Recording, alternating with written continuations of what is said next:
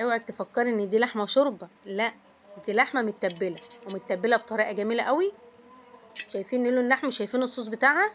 طبعا تشوفوها دلوقتي تقولي لا دي شوربه لحمه، لا ده صوص.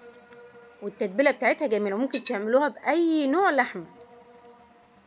ندخل بقى على الطريقه بتاعتها، بس قبل اي حاجه صلوا على النبي عليه افضل الصلاه والسلام. هنجيب بقى اللحمه بتاعتنا، طبعا اي كميه لحمه انتوا تفضلوها. دي ربع كيلو لحمه، بس اكتر شويه من الربع. قطعه اللحمه انا بقطعها شرايح، ممكن اطلع منها 3 شرايح. قطعه اللحمه اللي بنقطعها من عند الجزار ممكن نطلع منها 3 شرايح لحمه او 4 او شريحتين، على حسب التقطيع بتاعت الجزار. طبعا بقى هجيب كيس تلاجة وهفرده على الرخامه، وهفرد اللحمه بتاعتي عليها وادقها بمدق البفتيك زي ما انتوا شايفين كده بالظبط. هفضل ادقها كده لغايه ما تتفرد معايا واللحمه بتاعتي تنعم شويه. تمام، زي ما انتم ملاحظين كده ان هي بدات تتفرد. هشوفها بقى وهبدا اقلبها بقى على الجنب التاني، لان لازم افردها من الجنبين مش جنب واحد. انتوا ممكن تعملوها باي نوع لحمه، لحمه مستورده، لحمه بلدي، مفيش مشكله، مش هتفرق معاك. اي نوع لحمه واي قطعه لحمه، عشان محدش يقول اللحمه غاليه. لا، ممكن تجيبوا لحمه مستورده مفيش مشكله وتقطعوها شرايح برضو، وممكن تجيبوها شرايح وتفردوها وتتبلوها بنفس الطريقه دي، وهتديكوا نفس النتيجه مفيش مشكله. اللي متوفر عنده اي نوع لحمه هيعملها بالطريقه دي هتبقى جميله. طبعا بقى هخلص كل الكميه اللي معايا، هفرد بقى كل الكميه اللي معايا بالطريقه دي بالظبط، ونرجع بقى نتبلها. كده بقى انا خلصت كل الكميه بتاعتي. شايفين بقى اتفردت معايا قد ايه؟ اقل قطعه لحمه في الحجم بتتفرد معايا بالحجم ده.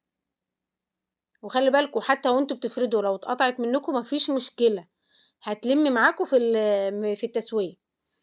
هجيب بقى بصلايه حجمها كبير او بصلتين وفصين توم. معايا هنا البهارات، بهارات لحمه، فلفل اسود، نص معلقه كمون صغيره، وملح. هنجيب بقى الكبه بتاعتنا، هنحط البصل والثوم والبهارات، وهحط 3 معالق خل، وهنفرمهم بقى.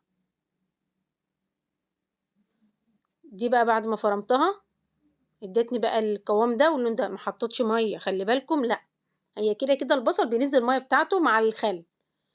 حابين مش حابين تزودوا الخل ممكن تحطوا معلقتين خل مفيش مشكله. هنجيب بوله او طبق او اي حاجه، وهحط شويه تتبيله اللي في الارضيه من تحت، وهحط اللحمه واحط عليها تتبيله، ونفس الموضوع هكرره مع كل قطعه لحمه. هحطها واحط عليها تتبيله لغايه ما اخلص الكميه بتاعتي زي ما انتم شايفين بالظبط كده، لغايه ما نخلص كل الكميه بتاعتنا.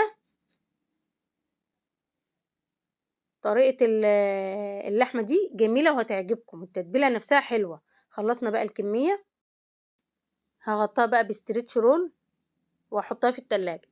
طبعا انا بيتها ليله كامله في التلاجة، ممكن انتوا تقدروا اقل حاجه للتتبيله دي 3-4 ساعات.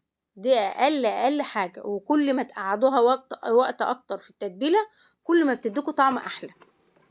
طبعا ده تاني يوم لان انا حطيتها ليله كامله. اللحمه بالذات كل ما قعدت في التتبيله وشربت من التتبيله كل ما بتديكي طعم احلى.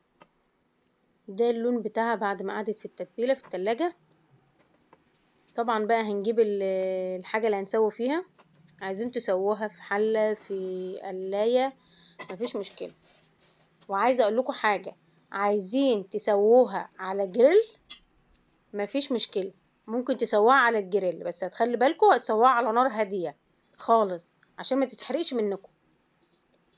طبعا بقى هرصها كده كل قطعه قصاد التانية كده، يعني ما نحطهاش فوق بعضها كده وخلاص، لا، كل قطعه كده قصاد التانية او جنب التانية كده ترصوها بطريقه صح علشان التسويه تطلع معاكم صح. كده بقى خلصنا الكميه بتاعتنا كلها، وهنرفعها بقى على النار، وهنحط لها نص كوبايه ميه. ما تزودوش عن نص كوبايه ميه لان لسه هتنزل معاكم ميه التتبيله. طبعا دي في اول السوا بتاعها مجرد ما قلبت كده، طبعا بحاول ان انا اقلبها شويه. دي في مراحل السوا الاخيره، بس انا طبعا بنشفها شويه عن كده. طبعا اللي حابب الصوص بتاعها ده، او الصوص بتاعها ده بيبقى جميل بصراحه يعني، بيبقى حلو قوي. بس طبعا انا بنشفها شويه عن كده، بخليها ناشفه شويه، مش بخلي فيها الصوص كده كتير. شايفين بقى اللون بتاعها؟ اللون بتاعها جميل. وعايزه اقول لكم حته لحمه دايبه وجميله جدا، وما خدتش نص ساعه على النار، لان طبعا احنا دقيناها. فلما تدوقي قطعه اللحمه بتنعم معاكي وما بتاخدش سوا. لحمه جميله ودايبه، وممكن تستخدموها باي نوع لحمه بنفس التتبيله وبنفس الطريقه، وهتعجبكم قوي. انا عايزه اوريها لكم بس ايه، ان هي دايبه دايبه في ايدي خالص. شايفين؟ جربوها تعجبكم. ويا ريت ما تنسونيش في اللايك والكومنت حلو بتاعكم. ولسه اول مره يشوفني يا ريت يعمل له متابعه.